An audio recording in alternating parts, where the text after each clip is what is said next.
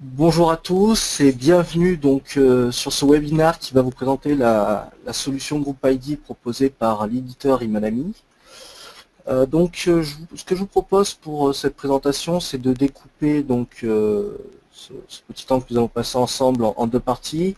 Une première partie plus axée sur, on va dire, ce que va vous apporter l'outil Group ID, donc outil qui vous permet d'améliorer tout ce qui est gestion des groupes Active Directory. Donc, on va dire une première partie sous forme de présentation PowerPoint, et l'objectif sera ensuite sur une seconde partie de vous montrer des scénarios sur les différentes briques du produit, permettant ainsi de mieux gérer vos groupes Active Directory. Donc, dans un premier temps, présentons rapidement la solution Imanami. Alors, pour ceux qui ne nous connaissent pas, Cerberus, on est un distributeur à valeur ajoutée. Donc nous, notre business model, c'est de représenter des éditeurs, on va dire au niveau francophone. Hein. Donc si on prend le cas d'Imanami, donc Imanami est un éditeur américain que l'on représente au niveau donc de la France et des pays francophones. Cela pour objectif de tout simplement vous proposer une expertise et un accompagnement déjà sur votre fuseau horaire, mais également gérer tout ce qui est support et expertise technique en français. Donc pour parler un petit peu d'Imanami, donc Imanami a été fondé dans les années, fondé en 1997. La solution existe, donc la solution Group ID existe depuis les années 2000. C'est une entreprise qui est spécialisée dans tout ce qui est projet d'IAM. Donc quand on parle d'IAM, c'est l'acronyme de Identity and Access Management. Donc tout ce qui est gestion et cycle de vie des identités, mais également tout ce qui est cycle de vie des groupes. Donc là, Imanami, c'est plus particulièrement basé sur la partie gestion des groupes Active Directory. Donc quand on parle de groupe Active Directory, que ce soit sur la partie groupe de sécurité ou alors 10 de distribution.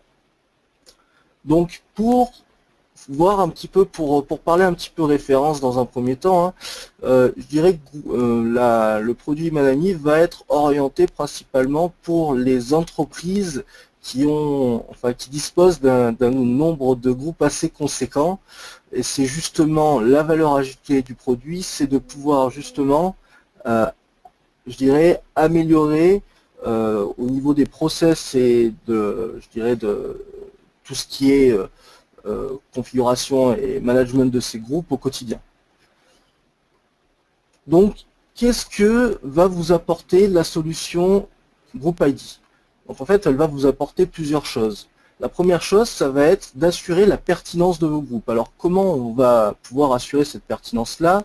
C'est tout simplement, on verra par la suite tous les mécanismes que l'on peut mettre en place, mais ça va être de créer des règles se basant sur directement des règles spécifiques permettant ainsi de gérer automatiquement et de manière totalement dynamique la partie Active Directory. L'idée derrière tout ça, c'est d'offrir donc les bons droits aux bonnes personnes, parce qu'on sait, aujourd'hui, c'est-à-dire représente dans peut-être 90% des cas, hein, tout ce qui est système d'information et tout ce qui est délégation et tout ce qui est, pour la plupart des cas, délégation au niveau des applications, se base par rapport aux groupes de distribution et aux groupes de sécurité. Donc à partir de là, du moment que vous savez que vos groupes sont gérés dynamiquement et je dirais sont composés des bonnes personnes, alors vous pouvez assurer que les bonnes personnes en question vont accéder aux bonnes informations. L'autre intérêt très intéressant de la solution, c'est également la possibilité de déléguer la gestion des groupes à différentes personnes. Alors quand je dis différentes personnes, ça peut être bien entendu au service support, donc plus côté administrateur, mais ça peut également être directement à des administrateurs fonctionnels. Et là, on retombe directement, par exemple, sur des chefs d'équipe ou des personnes qui peuvent gérer directement des projets. Et donc, pour ce faire, on peut très bien avec l'outil, par rapport à ces personnes-là, leur attribuer la gestion des groupes de personnes, donc qui se perçoit directement par le biais des groupes Active Directory, le management de ces groupes permettant ainsi de gérer les bonnes personnes au niveau directement de ces groupes. L'idée derrière tout ça également, et qui va bien entendu avec le produit, c'est de pouvoir faire un audit des opérations. Donc quand on dit un audit des opérations, c'est de savoir très précisément quelles sont les personnes qui sont dans le groupe à l'instant T. Et de cette manière-là, vous pouvez avoir une suivi de conformité pour s'assurer que directement les bonnes personnes sont bien dans les bons groupes. L'autre point très intéressant que va rajouter le produit, c'est la possibilité également de positionner une expiration sur les groupes. On sait aujourd'hui que tel projet va durer 3 mois, on crée des groupes justement autour de ce projet ou autour de l'utilisation de cette application, et au bout de 3 mois, ce groupe va directement expirer. Il sera bien entendu possible de reconduire, je dirais, l'activation de ce groupe pour X temps, mais l'idée c'est vraiment de pouvoir mettre de la temporalité sur l'expiration des groupes. Et bien entendu, alors le dernier point, c'est bien entendu sous-entendu, la protection contre la fuite d'informations, car les personnes auront accès aux bonnes informations et il n'y aura pas de souci de droit par rapport aux différentes personnes. Alors, pourquoi la gestion des groupes est essentielle? Alors, la gestion des groupes AD est essentielle, surtout qu'on en a un certain nombre, déjà en termes de productivité. Donc l'idée derrière tout ça, c'est qu'on sait que la gestion des groupes peut être très chronophage, du moment qu'elle est faite manuellement. Alors l'idée ici, c'est tout simplement de pouvoir directement et de manière totalement dynamique gérer les groupes et bien entendu gérer les personnes qui sont présentes dans ces groupes. L'autre aspect important également quand la gestion est manuelle, c'est que je dirais qu'il peut y avoir des erreurs aussi. Voilà, il peut y avoir des erreurs. Donc là, l'idée de mettre de l'automatisme, tout simplement, c'est de pallier à ces problèmes d'erreurs qu'il peut y avoir sur la gestion des groupes. Les autres points autour de cette gestion des groupes, c'est la partie sécurité. Donc la partie sécurité, c'est que vous allez pouvoir, je dirais, de manière totalement automatique, vous assurer que les personnes sont présentes dans les bons groupes, et encore une fois, cela se basera sur des règles que vous aurez configurées. L'autre point très intéressant également, c'est qu'aujourd'hui, tout ce qui est liste de distribution, pour, je dirais, toute la partie échange, donc généralement rattaché à la partie exchange, vous aurez également la possibilité de gérer ces listes de distribution de la même manière que vous gérez vos groupes de sécurité. Alors, si on parle maintenant des différents produits qui composent la suite Group ID. Donc, au niveau des différents produits qui composent la suite Group ID, vous avez un premier outil qui s'appelle Synchronize. Et donc, cet outil va être un outil de synchronisation, que ce soit donc au niveau des utilisateurs ou des groupes. Et c'est un outil qui va vous permettre de provisionner dans votre Active Directory directement des utilisateurs ou des groupes directement à partir d'une source. Exemple, vous avez une base de données RH. À chaque fois qu'un utilisateur va être créé dans cette base de données RH, vous allez avoir la possibilité d'automatiser la création de cet utilisateur au niveau AD. De la même façon, vous avez des modifications au niveau RH, les modifications seront automatiquement répliquées au niveau Active Directory. Il en est de même pour la suppression. Alors après, j'ai pris l'exemple d'une base de données RH, mais ça peut être n'importe quel autre type de fichier, ça peut être ça peut se voir depuis, par exemple, une base de données SQL, depuis un fichier CSV, depuis un fichier Excel. Enfin, après, on a différents formats. On gère également tout ce qui est base Oracle, un URL DAB. Donc, à partir de là, l'idée, c'est de dire, voilà, j'ai une base de données source et je souhaite provisionner au niveau Active Directory ces éléments. Deuxième élément, la partie Automate. Donc ça, c'est un deuxième produit, donc Group ID Automate. C'est le produit qui va vous permettre de gérer vos groupes Active Directory de manière totalement dynamique. Donc, troisième produit, Group ID Self-Service. Donc, ce produit-là, c'est le produit qui va vous permettre de mettre à disposition des différents utilisateurs, qu'ils soient au niveau du support, au niveau, on va dire, end-user, la possibilité de gérer un certain nombre d'éléments en mode self-service. Alors, qu'est-ce que peuvent être ces éléments? Pour vous donner des exemples, ça peut être la création des groupes directement, ça peut être la gestion des membres des groupes, ça peut être la modification de certains attributs rattachés au groupe ou certains attributs rattachés directement à l'utilisateur, parce que ce qu'il faut savoir, c'est que avec l'outil self-service, vous allez pouvoir gérer les groupes, mais vous allez également pouvoir gérer les utilisateurs. C'est-à-dire que vous allez pouvoir dire, je souhaite que les utilisateurs mettent à jour automatiquement la partie téléphone. Ou alors, je souhaite que le service qui gère la téléphonie mette à jour automatiquement la partie téléphone pour les utilisateurs. Donc après, la partie self-service, c'est vraiment un portail utilisateur mis à disposition justement pour permettre aux utilisateurs de faire un certain nombre d'actions par eux-mêmes. La dernière partie, donc c'est la partie Password Center. Donc là, c'est un module un peu spécifique dans cette gamme de produits qui va permettre aux utilisateurs de faire de la réinitialisation de mot de passe en mode self-service. Donc après, il y a différents moyens de le mettre en œuvre, hein. On peut retrouver, par exemple, la possibilité de recevoir un OTP, donc un numéro unique au niveau de son téléphone directement qui va vous permettre de réinitialiser la mot de passe, ou alors vous allez avoir la possibilité, par exemple, de pré-renseigner un certain nombre de questions-réponses, et lorsque l'utilisateur oublie son mot de passe, il lui suffit alors de réouvrir ce formulaire et donc de pouvoir, s'il répond bien aux questions, directement réinitialiser son mot de passe. Donc, comment ça s'architecture d'un point de vue produit? Donc, le premier élément que j'expliquais, c'était la partie synchronize. Donc, la partie synchronize vous permet de faire de la synchronisation entre un élément source et un élément cible. Donc, la source peut être bien entendu, donc j'ai évoqué les différents points, du LDAP, du SQL, CSV, etc. Et la cible, donc Active Directory. Le produit Automate vous permet d'automatiser donc tout ce qui est groupe, donc que ce soit liste de distribution ou groupe de sécurité. Et donc les deux derniers modules, donc le produit Self-Service et le produit Password Center, vont vous permettre de faire de la délégation directement au niveau des utilisateurs. L'idée de tous ces éléments-là étant d'une part, déléguer un certain nombre de tâches et justement de pouvoir permettre aux utilisateurs d'agir par eux-mêmes et de pouvoir, on va dire, gérer un certain nombre d'éléments par eux-mêmes.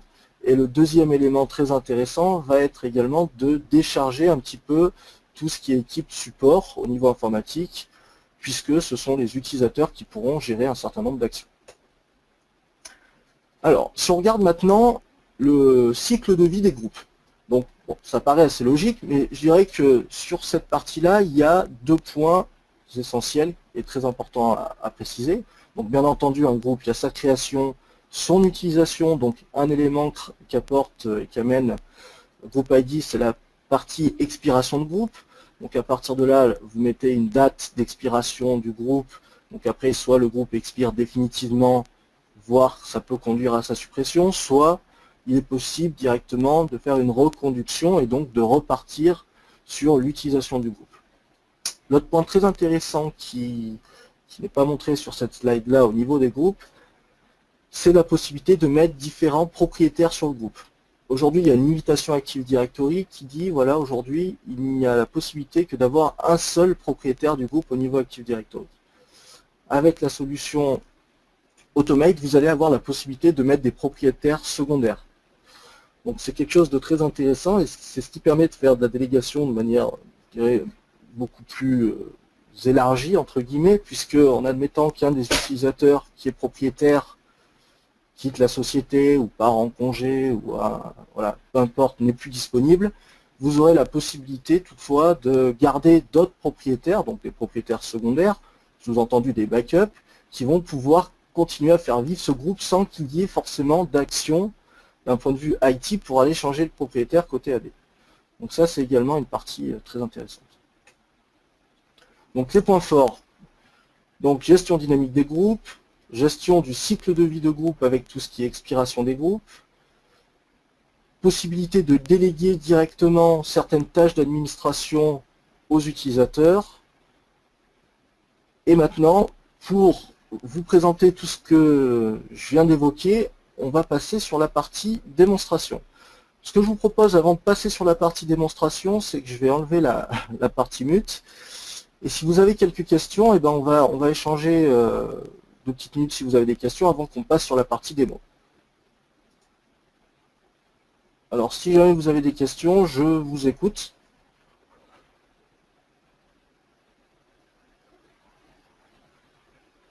Vous pouvez également utiliser la partie textuelle si vous souhaitez poser la question directement en mode texte, si vous préférez.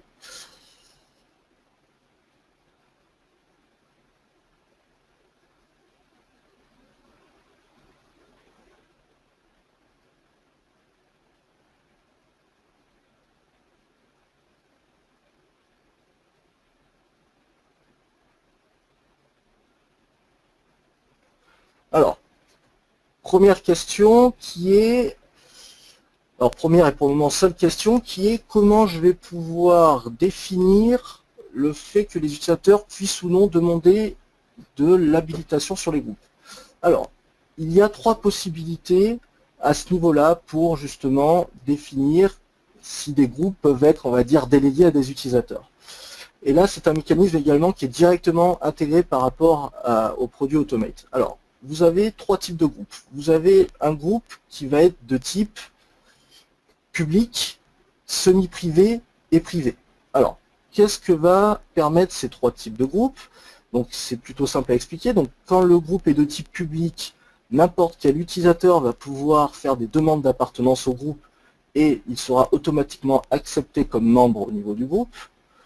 Le type semi-privé va vous permettre de faire des demandes en tant qu'utilisateur, de faire des demandes d'appartenance au groupe. Par contre, ce type-là va induire le fait qu'il y a un workflow d'approbation de la part des propriétaires pour valider ou non le fait que l'utilisateur puisse rentrer dans le groupe. Donc le semi-privé, c'est un workflow d'approbation pour rentrer dans le groupe. Et le dernier type, c'est le type donc privé. Et donc le type privé, vous en doutez, il n'est pas possible de pouvoir faire des demandes en fait d'inscription au niveau des groupes. Donc trois types qui vont vous permettre de directement définir si oui ou non les utilisateurs peuvent faire des demandes d'appartenance au groupe.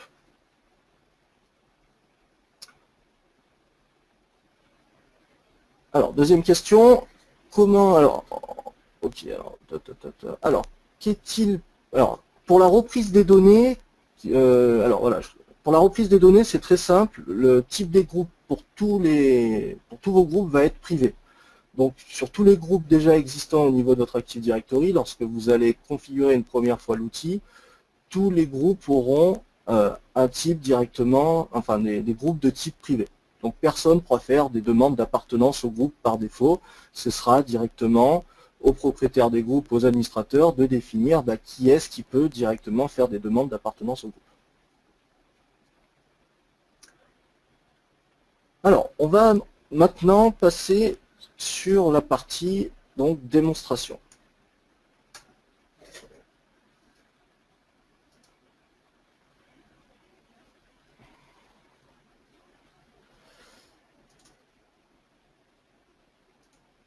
Alors, pour ce faire, donc ça va se dérouler en trois parties, cette démonstration. Et je vais vous montrer donc les trois modules qui vont concerner spécifiquement la partie groupe. La première partie va être la partie synchronize, la deuxième partie la partie automate et la troisième partie la partie self-service. Donc pour présenter très rapidement l'architecture, donc je dispose d'un AD, d'un exchange, je dispose également d'une base de données contenant un certain nombre d'utilisateurs. Là, dans mon exemple, il y a 2 utilisateurs. On va en créer ensemble. Donc je dispose du serveur Imanami bien entendu et de 2 postes clients où ces utilisateurs-là sont des utilisateurs standards. Ils n'ont pas de droit administrateur, ils ne sont pas administrateurs. Donc, premier objectif, ça va être de provisionner un nouvel utilisateur en positionnant une certaine valeur au niveau d'un attribut, permettant ensuite automatiquement de créer des groupes dynamiques par rapport à cette valeur. Donc, je vais juste rajouter un utilisateur. Alors,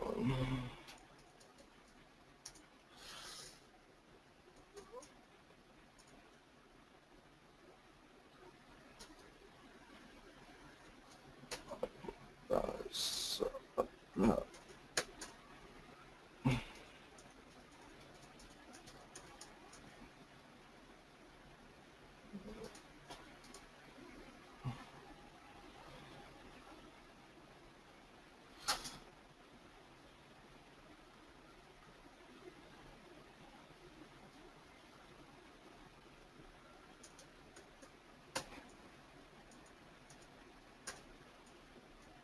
Alors, je vais changer les différentes valeurs, donc directement de la partie Department, je vais les placer dans le service Marketing.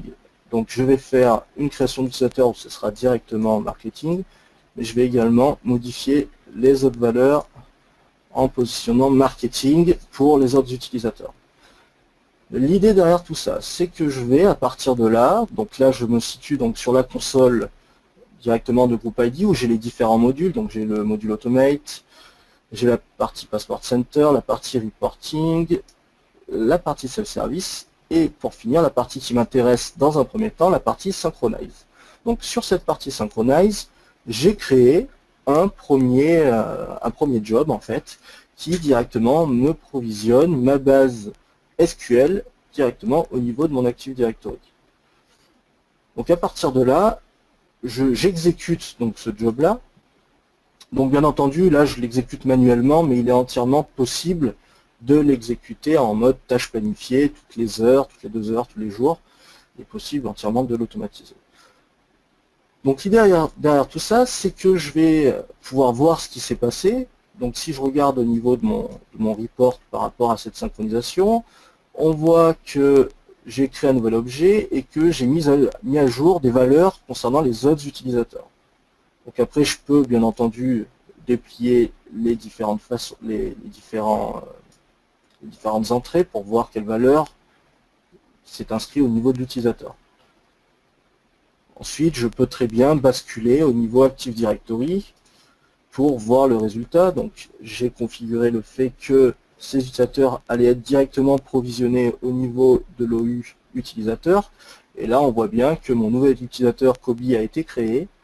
Et si j'ouvre, donc, par exemple, mon utilisateur Stéphane Curie et que je regarde la partie organisation, je vois bien que le département est directement positionné sur Marketing. Alors, si j'ai positionné Marketing sur ces 3 utilisateurs, c'est volontaire. C'est ce qui va me permettre de basculer sur la deuxième partie qui est la partie Automate. Avant de basculer sur cette partie, je vais juste donner quand même quelques précisions sur cette partie Synchronize. Donc l'idée de cette partie Synchronize, lorsque vous allez la configurer, c'est que vous définissez, on va dire, l'élément source, vous définissez ensuite la destination, et à partir de là, vous définissez quels vont être le type d'objet que vous allez créer. Donc ça peut être des utilisateurs, ça peut être des utilisateurs avec des boîtes aux lettres Exchange, ça peut être des contacts. Vous avez ensuite, vous allez définir quels attributs vous allez récupérer. Et ce qui se passe ensuite, c'est que vous allez faire un mapping. Donc, je veux mapper donc ma colonne SQL prénom, je veux la mapper avec la partie first name. Est-ce que vous souhaitez qu'il y ait une transformation? Est-ce que vous souhaitez faire une concaténation de différents autres attributs? Par exemple, pour le display name, on pourrait faire une concaténation du nom et du prénom, par exemple. Donc après, vous avez la possibilité de faire de la transformation sur vos différents attributs. Pour tout ce qui est exigence un peu plus particulière, pour aller un peu plus loin, il est entièrement possible de rajouter un script. Alors, le langage, c'est du Visual Basic. Donc, de rajouter un script pour pouvoir faire tout ce qui est un peu plus customisation. Exemple, par exemple, calculer et s'assurer qu'il y a l'unicité du SAM account name au niveau Active Directory. Donc là, j'ai effectivement directement renseigné cette valeur au niveau de ma base de données SQL, mais en admettant que votre base de données SQL ne contient pas cette vérification-là, il sera par exemple entièrement possible de définir au niveau de la synchronisation et de faire une vérification par rapport à l'unicité du SAM account name au niveau de votre organisation. Donc ça, c'est un des exemples pour aller un peu plus loin sur la partie Synchronize. Donc maintenant que j'ai synchronisé donc mon nouvel utilisateur, maintenant que j'ai modifié les valeurs des 2 utilisateurs existants sur Marketing, l'idée va être de pouvoir gérer dynamiquement le groupe. Donc au niveau des groupes, vous avez 2 possibilités, vous avez 2 configurations possibles vous permettant d'automatiser cette gestion-là. Donc le premier type de configuration que vous allez pouvoir faire, c'est ce qu'on va appeler des Smart Groups. Donc les Smart Groups, ce sont des groupes que vous allez configurer, où vous allez directement positionner des règles basées sur des attributs visant à directement provisionner les utilisateurs qui rentrent dans la règle, directement les positionner dans le groupe en question. Donc, vous gérez un groupe, vous positionnez les règles que vous voulez et directement les utilisateurs sont créés au niveau du Smart Group. Le type dynastie, la vision est un peu différente. L'idée, ça va être de créer et de provisionner directement des groupes par rapport à des règles que vous aurez définies. Je vais vous donner un exemple et puis après on fera un autre exemple, on en créera une ensemble pour bien voir la différence. Donc dans l'exemple que je vais vous donner, par exemple, vous souhaitez gérer des groupes par rapport à des emplacements géographiques. L'idée étant de dire, ben voilà, je veux par exemple que tous les utilisateurs présents dans la ville de Grenoble, sur le site de Grenoble, soient automatiquement provisionnés dans ce groupe. Et de la même façon, tous les utilisateurs qui sont présents au niveau, je ne sais pas, de l'Île-de-France, de la ville de Paris par exemple, soient directement provisionnés dans un autre groupe. Donc avec la dynastie, ça va être possible. Alors bien entendu, là aussi, ça se base sur des règles. Donc les règles sur lesquelles on peut s'appuyer, ça peut être bien entendu tout ce qui est pays, ville, adresse. Donc à partir de là, en se basant sur la valeur de ces attributs-là, vous allez pouvoir directement créer des groupes et provisionner les utilisateurs directement au niveau des groupes que vous aurez créés. L'idée également des dynasties, ça va un peu plus loin, c'est que demain vous ouvrez, enfin il y a une nouvelle entité qui s'ouvre par exemple à Lyon. Je dirais que l'outil va détecter qu'un certain utilisateur dispose d'une nouvelle valeur dans la partie ville, il va détecter la ville de Lyon et automatiquement il va créer un groupe rattaché à la ville de Lyon. Et ainsi de suite pour, on va dire, pour tous les nouveaux sites ou les sites existants. Donc ça c'est la partie dynastie. Nous on va voir que dans notre exemple on va créer des groupes par rapport au manager. Donc l'idée de la dynastie par rapport par exemple à l'attribut manager, ça va être de dire je souhaite créer un groupe automatiquement et le gérer de manière totalement dynamique par rapport au manager des utilisateurs. L'idée étant de dire, voilà, si aujourd'hui un utilisateur a un manager, automatiquement on va créer le groupe du manager et on va positionner cet utilisateur dans le groupe du manager. Si demain il y a un nouveau manager qui arrive, on va automatiquement créer ce groupe-là et on va également pousser automatiquement les utilisateurs rattachés à ce manager-là dans ce groupe. Et ainsi de suite. Donc s'il n'y a plus de manager, enfin si le manager n'est plus, alors le groupe sera supprimé. Alors bien entendu la suppression est un élément que l'on peut configurer, on n'est pas obligé de le supprimer, mais ce sont des possibilités. On voit également là sur cette console-là les différents types de groupes que j'évoquais avec vous, donc la partie privée, semi-privé, public. Donc à ce niveau-là, on voit directement quels sont les types de groupes, si ce sont des groupes privés, semi-privés ou publics. Et également tout ce qui est expiration de groupe. Alors, dans un premier temps, donc l'objectif étant de créer un smart group. Donc pour rappel, un smart group, c'est un groupe qui va être provisionné directement en se basant sur des stratégies, enfin sur des règles directement définies. À noter, et je le précise, et ça va être le cas pour toute la démonstration, tout ce que je vous montre aujourd'hui, ce sont des options qui sont proposées par défaut. Il n'y a pas de customisation, il n'y a pas d'éléments spécifiques. Là, tout ce que je vous montre là, c'est directement out the box. Donc si vous prenez l'outil, vous aurez tous les éléments que je vous montre. Il n'y a pas des choses cachées. Voilà, c'est vraiment l'idée, c'est de vous montrer ce que vous pouvez faire simplement, rapidement, avec l'outil. Alors, dans le cas où je vais créer un nouveau Smart Group. Donc, je me retrouve avec un wizard. Donc, la première question, ça va être de définir où est-ce que je souhaite l'enregistrer. Donc, dans mon OU groupe de sécurité. Donc, deuxième question, comment je vais appeler mon groupe? Donc, c'est un security group, donc SG underscore, et ben je vais l'appeler marketing. Donc après, je définis le scope et le type. Donc, je veux que ce soit un groupe de sécurité de type universel. Je définis également, on va dire, le type de sécurité que je veux mettre. Donc là, quand on parle de type de sécurité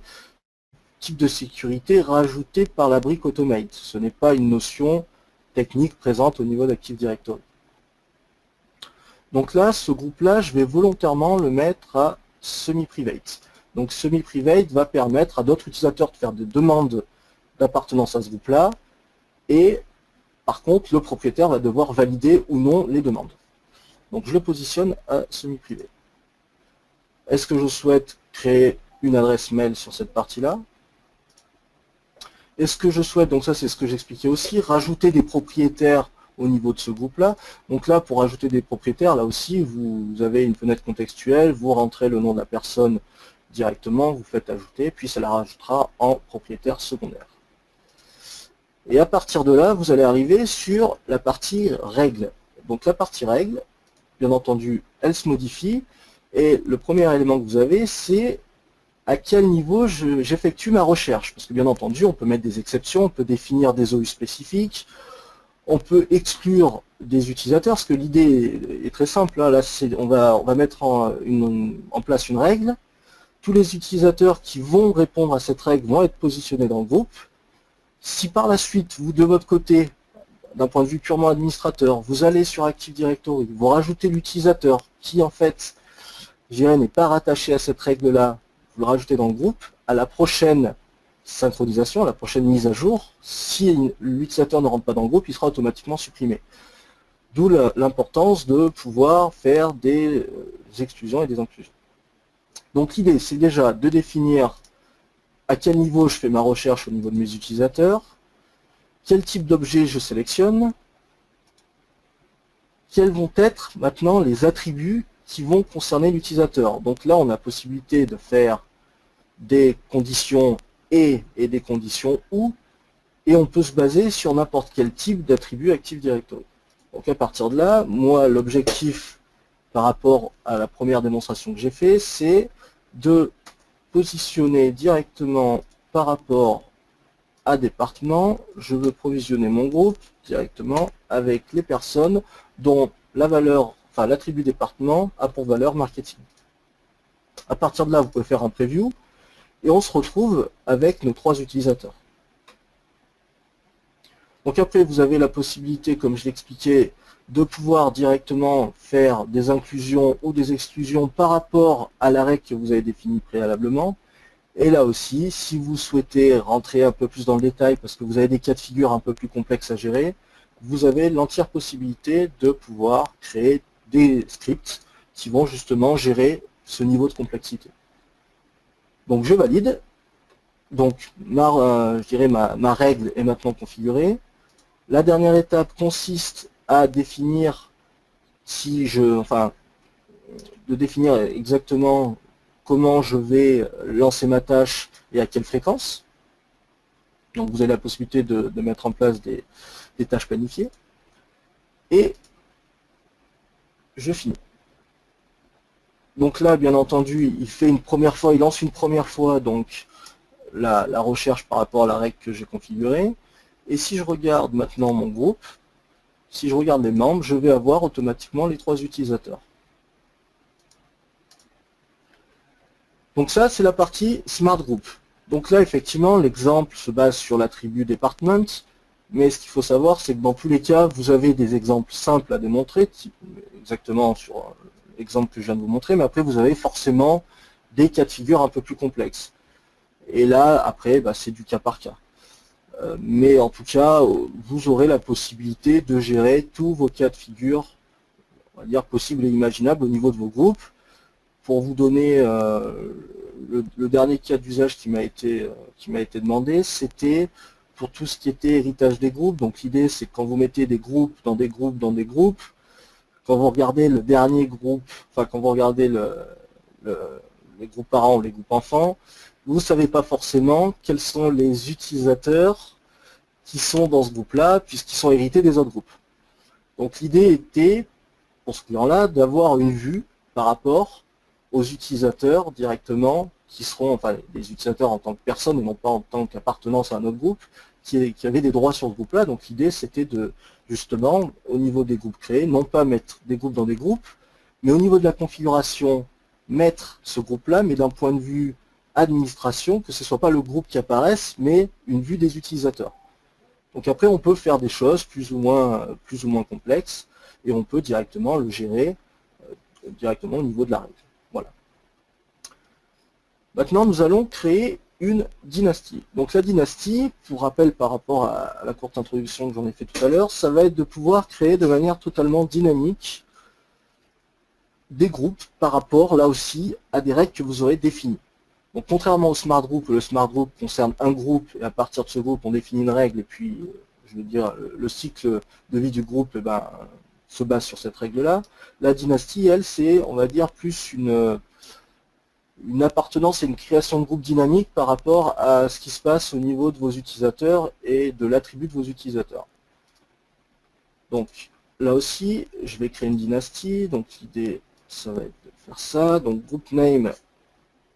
Donc, comme je l'ai expliqué en introduction, l'objectif va être de créer des groupes par manager. Donc là, je vais l'appeler SG Manager. De la même façon, je vais le créer au niveau de la partie sécurité. Il va être également universel de type sécurité. Et là, par contre, il va être de type privé. C'est-à-dire que personne ne pourra faire de demande d'appartenance à ce groupe-là. Parce que ça va se baser directement sur directement les utilisateurs et le fait qu'ils aient un manager défini au niveau de leur attribut. À partir de là, vous avez également la possibilité de, pourquoi pas, rattacher une adresse mail, de rajouter des administrateurs supplémentaires et ensuite vous configurez votre template au niveau de qu'est-ce que vous souhaitez gérer au niveau de votre dynastie. Donc j'ai donné comme exemple la partie géographique. Il y a également la partie organisationnelle qui est très souvent utilisée. Donc on reprend la partie département, compagnie et title pour directement créer des groupes spécifiques. L'idée étant de dire toutes les personnes du marketing, je les mets dans un groupe défini, toutes les personnes qui sont commerciales, qui appartiennent au groupe marketing, je les mets par exemple ensemble. Donc après vous pouvez faire des combinaisons à partir de ces différents attributs. Après, ce qui est d'autant plus intéressant, c'est de créer sa propre dynastie. Donc, je sélectionne Custom et à partir de là, vous allez définir comment vous souhaitez gérer votre dynastie. Donc moi, je vais créer ma dynastie par rapport à l'attribut manager qui est ici. Et je vais mettre l'underscore comme séparateur. Donc, je valide. Là aussi, vous vous retrouvez à avoir donc tout ce qui est règles à configurer. Donc là, c'est la même idée que la partie Smart Group. C'est ce qui vous permet de définir quelles vont être les personnes concernées. Donc là, c'est les users. Par défaut, ça va être tous les utilisateurs. Donc si je fais un preview, je devrais avoir tous les utilisateurs qui remontent. Après, vous pouvez, bien entendu, définir une OU spécifique sur laquelle vous appliquez cette dynastie-là. Et après, vous pouvez même aller un peu plus loin et définir des attributs requis pour pouvoir rentrer dans cette règle-là. Donc moi, ce que je veux, c'est que ça se base sur tous les utilisateurs de mon organisation. Là aussi, vous avez la possibilité de planifier la tâche. Et finish. Et donc là, à chaque fois que vous allez avoir un manager positionné, et automatiquement, ça va créer le groupe. Donc là, je sais que en manager, j'ai administrator, j'ai Joris Fort et j'ai Mathieu Duchemin. Donc après, si je regarde les membres, si je regarde ensuite ce groupe, enfin cet utilisateur contact, je sais que si je regarde son attribut, je ne sais pas si je vais le voir directement là, si voilà la partie manager, si je regarde la partie manager, automatiquement c'est Mathieu Duchemin. Et ainsi de suite pour tous les groupes qui ont été créés ici. Et là aussi c'est le même mécanisme, donc je l'ai expliqué tout à l'heure, si un manager part, automatiquement le groupe va être supprimé si vous l'avez configuré, mais également si un nouveau manager arrive, automatiquement créer un nouveau groupe, et automatiquement ça va provisionner ce groupe-là avec les personnes l'ayant comme manager. Donc voilà pour la partie dynastie. Alors, la dernière partie que l'on va maintenant montrer, ça va être la partie donc self-service. Donc la partie self-service, donc pour la partie démonstration, donc j'ai deux utilisateurs, j'ai l'utilisateur Joris Fort et j'ai l'utilisateur Manon Fort. Donc avec ces deux utilisateurs-là, l'idée va être de vous montrer les différentes possibilités qu'on a. Dans un premier temps, je vais retourner sur la partie Smart Group, donc sur la partie marketing, et je vais aller directement changer le propriétaire principal. Donc là, je vais mettre Joris.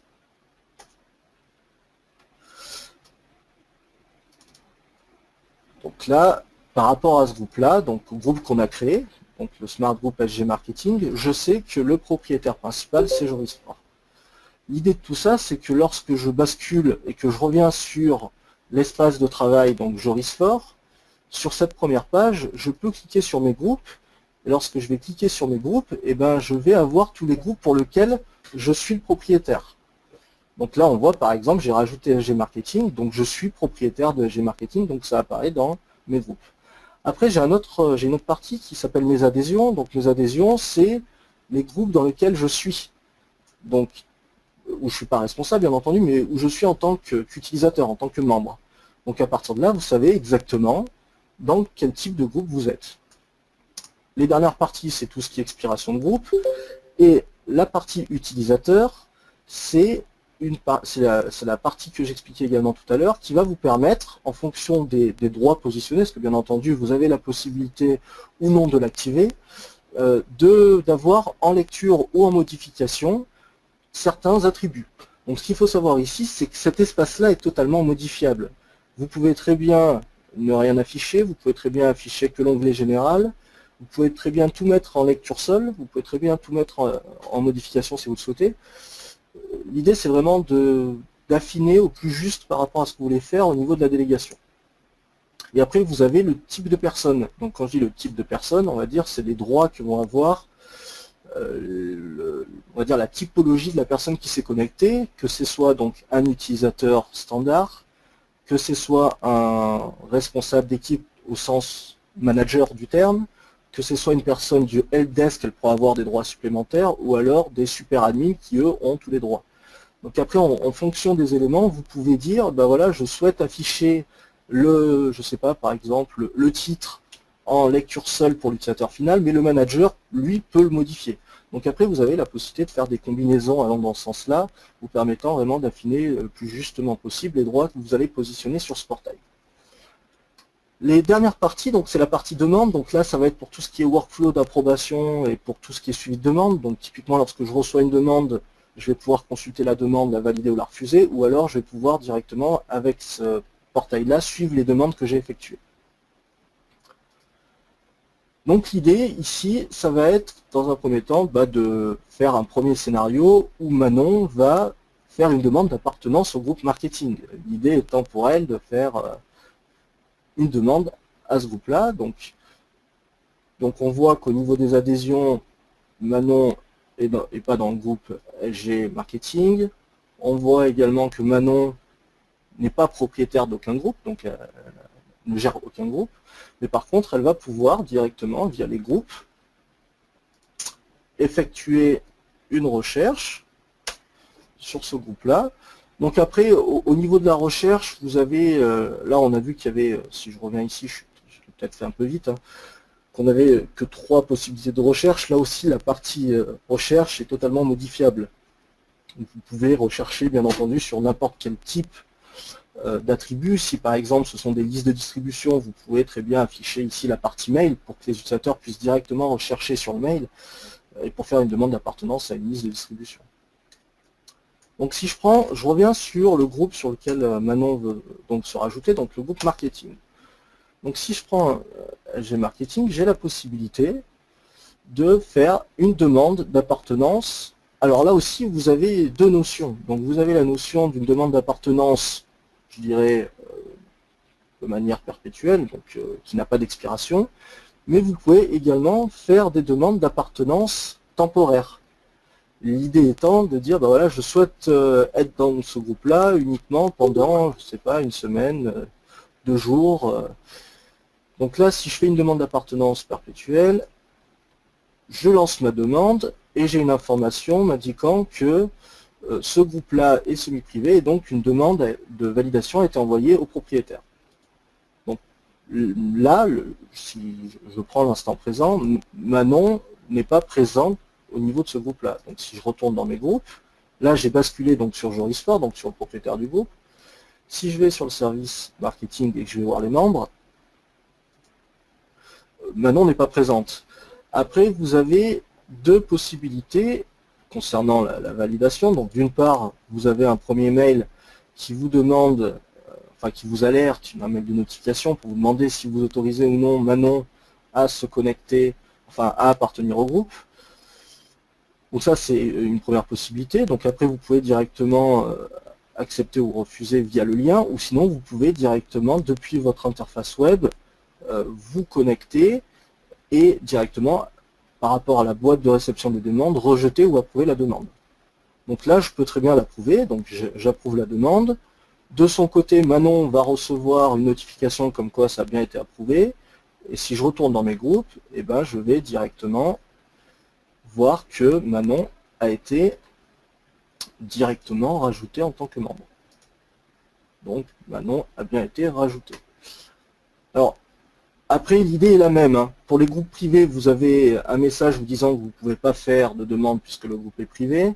Et pour les groupes publics, la demande est automatiquement acceptée puisqu'il a un type public. Pour finir cette démonstration, je vais revenir sur ma fameuse règle que j'ai définie au groupe marketing qui disait que uniquement les personnes qui avaient l'attribut donc département à marketing étaient dans le groupe. Or là, il y a eu voilà, un petit problème de...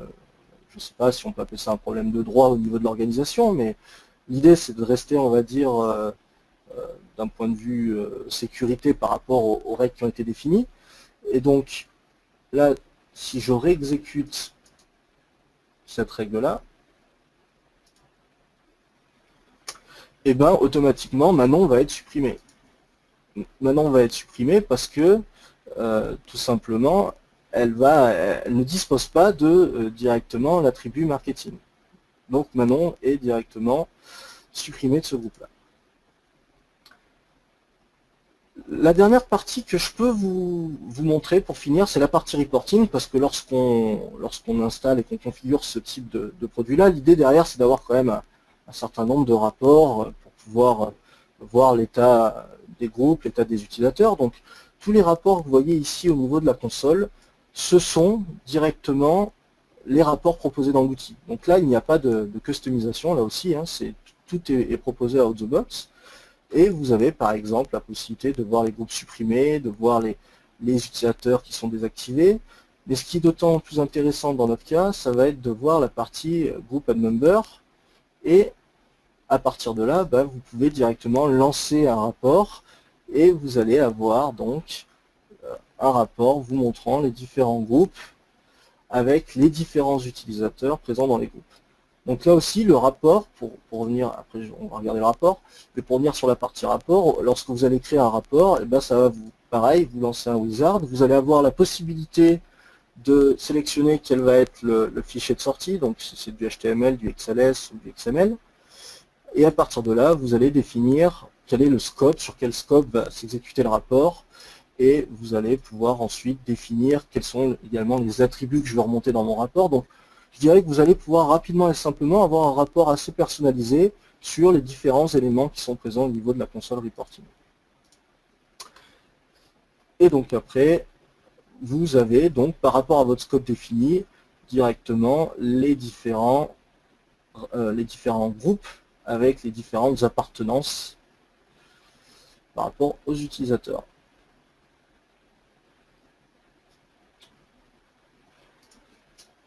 Alors voilà pour la partie démonstration. Donc je vais là aussi, si vous avez des questions, je vous invite à utiliser la commande textuelle, où je peux à la rigueur enlever la partie mute. Voilà, si vous avez des questions, je vous en prie, n'hésitez surtout pas.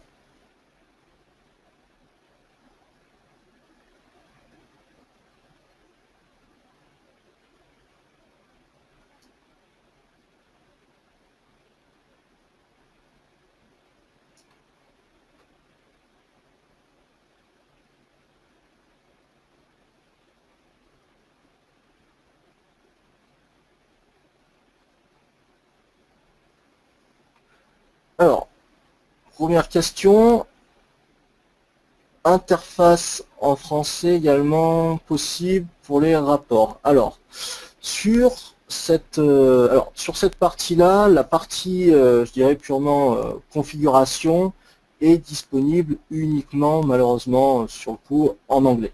Donc non, il est, enfin, dans l'état actuel des choses, la partie reporting est en anglais uniquement. Je dirais que tout ce qui est interface avec l'utilisateur, ça va être possible de le mettre directement, alors que ce soit en français ou dans une autre langue, mais pas forcément anglais. Par contre, sur la partie administration, la langue, on n'a pas le choix, c'est directement de l'anglais.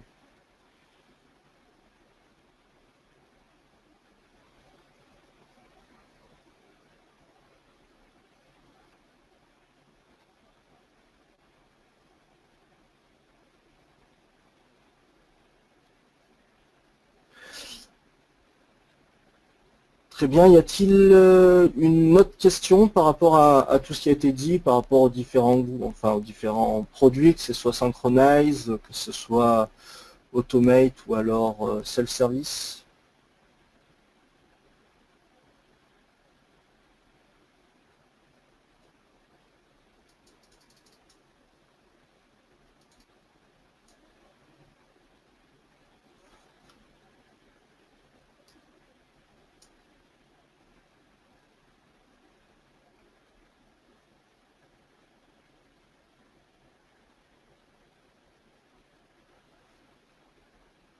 Très bien. Eh ben, messieurs, dames, il ne reste plus qu'à vous remercier pour votre présence.